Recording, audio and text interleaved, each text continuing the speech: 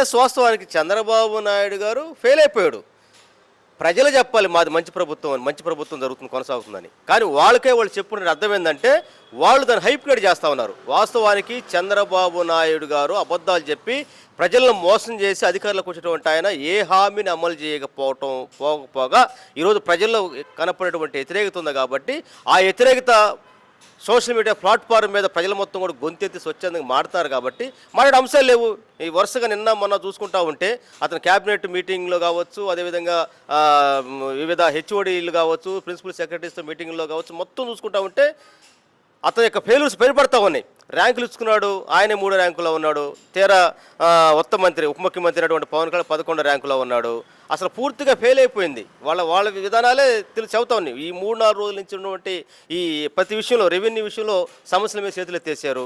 అదేవిధంగా సంక్షేమం లేదు.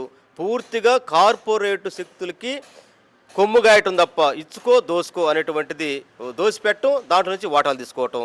ఎంత దౌర్భాగ్యం అంటే ఈరోజు ఇండిగో విమానాల్లో ఆ శాఖ కేంద్ర మంత్రిగా ఉన్నటువంటి రామ్మోహన్ నాయుడు గారు కూడా ఆ శాఖను జరపడంలో ఫెయిల్ అయిపోయే క్రమంలో ఈరోజు మోడీ గారు కలుగు చేసుకున్నాడు. అందువల్ల ఏంటంటే ఆంధ్రప్రదేశ్లో పూర్తిగా చంద్రబాబు నాయుడు ప్రభుత్వం ఫెయిల్యూర్ అయిపోయిన దానికి ఎందుకంటే సాక్ష్యం లేదు. ఇక